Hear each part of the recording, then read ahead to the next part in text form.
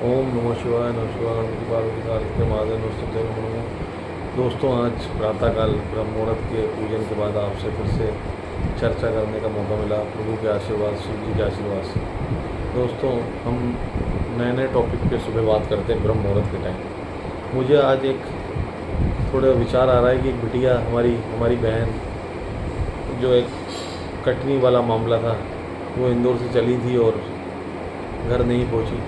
बहुत दिनों तक जिज्ञासा हुई मन में कि क्या वहाँ जो हमारी बहन है कहाँ एकदम गुम हो गई। लेकिन मुझे मेरे एक दोस्त से चर्चा कर रहा था तो मुझे वो याद आया मणिपुर और मेघालय वाला कांड।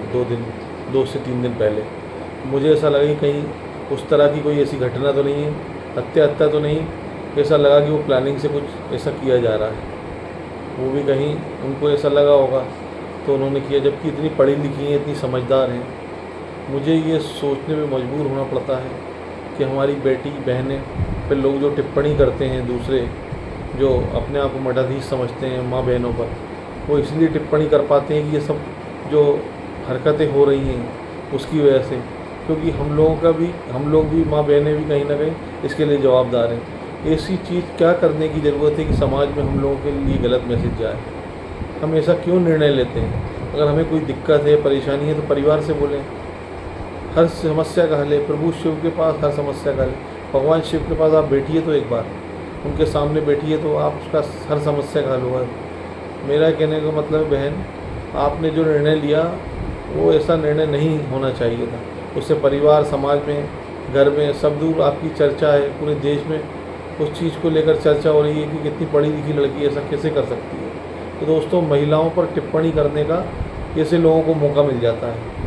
तो मुझे तो बड़ा दुख होता है कि माँ बहनों पर टिप्पणी नहीं करनी चाहिए। जिस बहन ने हमें राखी बांधी, जिस माँ ने हमें पेट में रखा, उनके खिलाफ़ हम टिप्पणी करें हमें शोभा नहीं देता है। वो हमारी जन्मदाता है।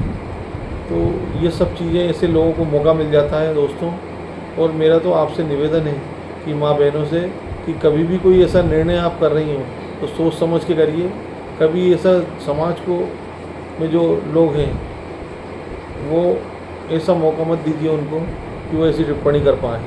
तो दोस्तों, ये सब चीज़ें मेरे मन में भी आई तो मेरा एकदम विचार हुआ कि ऐसी बातें मुझे प्रातःकाल ब्रह्म मुहूर्त के पूजन के बाद करनी चाहिए। और कहीं ना कहीं मेरे से कोई गलती हुई तो मुझे क्षमा कीजिएगा, लेकिन मेरे मन में जो था वो मैंने बोला। प्रभु शिव के आशीर्वाद से मेरे मन में ऐसी बात आई कि मैं आप तक कुछ ऐसी बातें करूं कि मेरी बहनें, मेरी माँओं को ये संदेश जाए कि हमें ऐसी गलती नहीं करना चाहिए। हमें कोई दिक्कत है, समस्या है तो हमें उसका हल निकालना चाहिए घर परिवार में बैठकर, या बोल देना चाहिए, या किसी जो हमारे करीबी हैं उनसे बोलना चाहिए। तो ये सब चीज़ें नहीं होंगी दोस्तों। ये क्या इतनी पढ़ी लिखी हैं, सब कुछ है, आज मजिस्ट्रेट की परीक्षा दे रही थी, कितनी बड़ी बात है, अपने आप में गर्व होता है। लेकिन ये सब चीज़ एक ज़रा सी गलती की वजह से मटिया मिट हो जाती है। तो आप ध्यान रखिए घर परिवार का। और मेरी बहनें, मेरी माँओं से जो भी कोई ऐसी आप निर्णय कर रही हो तो प्लीज़ ऐसा निर्णय मत करिए। सोच विचार करिए, भगवान शिव के आशीर्वाद से, प्रभु के आशीर्वाद से थोड़ा उनके सामने बैठिए। फिर आप कोई भी अगर ऐसा प्रभु का आशीर्वाद, अगर आप आंख बंद करके 5 मिनट प्रभु का मौन रख लेंगी और कोई ऐसा अगर संदेश आएगा तो आप, प्रभु हमेशा अच्छा संदेश देते हैं। प्रभु शिव के संदेश के बाद ही आप ऐसा कोई निर्णय लीजिए तो आप देखिए आपके जीवन में हमेशा बहार और उत्साह रहेगा और जीवन हमेशा आगे बढ़ता रहेगा। आप हमेशा बड़े पदों पर, उच्च पदों पर रहेंगे।